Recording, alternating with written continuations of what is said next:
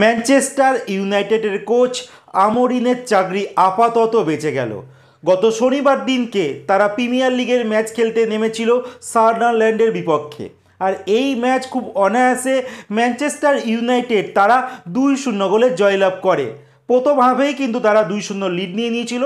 Ultimate এই score লাইনটাই কিন্তু শেষ অবধি থাকে।